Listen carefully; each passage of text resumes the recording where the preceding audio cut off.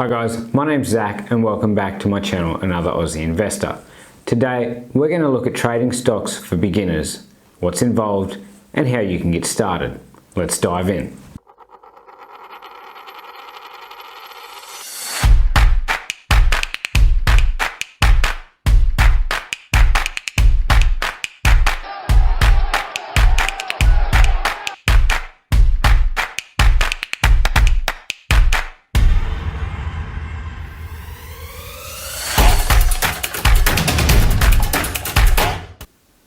So here are the steps we're going to talk about today. I'll be sure to put the timestamps below in the description. First, getting familiar with a market. What's the purpose for trading or buying stocks? Think about your financial situation. Find a broker and trading platform. Do your own research before trading, and my final thoughts. So, getting familiar with the market. In Australia, we've got the ASX, or the Australian Securities Exchange, and if you're looking at somewhere like the American market, you've got the NASDAQ and the New York Stock Exchange. It's important that you understand what time these markets open and close so you can start trading. Now, what is the purpose of you wanting to buy and trade stocks? Are you looking to day trade, spend all day looking at a computer, learning research and putting in trades? Or maybe a couple of hours each night after work? Or you might even want to go further with more passive investing, where you just put your money in and forget that it's there, going for the long term. There's really no right or wrong answer here, and it's going to come down to how much time you think you can dedicate to learning how to trade and read the stock market. From here, you're going to want to look at your own financial situation. There's no point in buying $1,000 worth of stocks and then next week you have to go and sell those stocks because you forgot to pay a bill or there was something that you missed in your budget. First of all, you're going to get hit with brokerage fees, which are going to cost you money, and it's possible that in the short term the stock that you buy into could go down. So you need to figure out how much you're looking at investing and then tailoring that strategy for yourself. So let's talk about brokerage. A broker is basically the middleman that's going to take your money and execute the trade for you. There's several ways you can do this. Whilst phone orders still do exist, most brokers are online these days.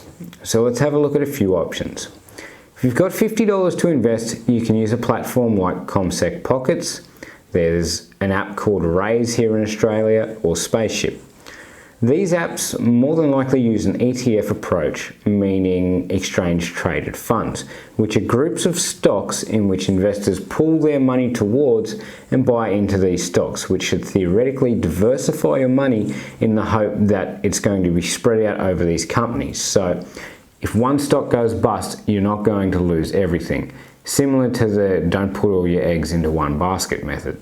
This is a great way to get into the market. But for anybody looking to buy individual stocks or be more selective with their ETFs, they're going to need to use a stockbroking firm. Bear in mind, you're going to need a minimum of $500 to do this, as that is the ASX's minimum buy-in quantity. In Australia, most of the major banks have some kind of option in which to do this.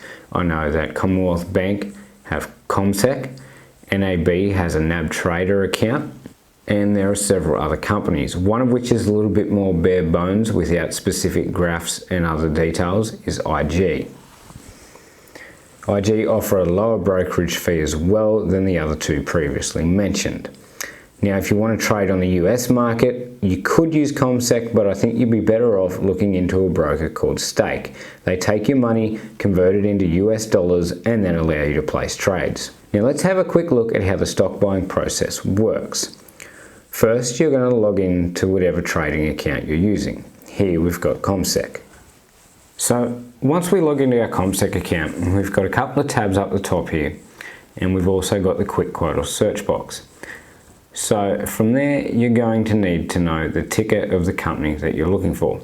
So let's have a look at a Vanguard ETF. VAS. Vanguard's Australian Shares ETF Fund. Now, from here, you've got on your screen everything from the 52-week high and low. You've got your volume of trades. You've got your bid size, and you've got your cost. From here, it's really as simple as clicking the buy button. Now, remember before we talked about the $500 minimum buy-in. So the last trade sold for $82.64. So it's as simple as pulling up the calculator and you take whatever amount you're looking at trading. So let's say $500, and you're going to take 500 and then you're going to divide it by the last trade cost, which was $82.64. So from here you can buy 6 units for that amount. So from here you're going to enter the quantity, being 6 units, and then the price limit. From there it's as simple as hitting proceed, and from there the order will be placed. Now there are 2 common order types: a market order, which means the order will be filled by the best available price on the day, or a limit order, meaning you can set the exact price in which you want to buy at. This can be handy if you think the stock is going to drop by price throughout the day. Now, of course, it's always important to do your own research on the stocks and companies that you're going to buy into. You need to take things into consideration, such as your strategy. Are you short term or long term? You need to look at dividends. Now, a dividend is when a company basically pays you a percentage for investing into their company. From here you can reinvest those dividends and get a snowball effect rolling forward.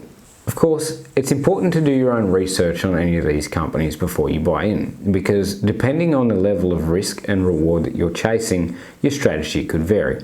Some people look for dividend investing, or perhaps you know a company's value is going to boom overnight, which is a short-term form of trading. Or you might be looking for the standard 8% of return over an extended amount of time.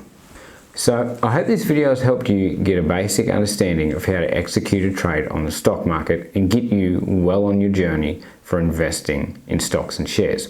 Please, if you think this video helped you, give it a like, subscribe, and comment down below with any questions you have or anything you think that I've missed. Alright, until the next one, thank you.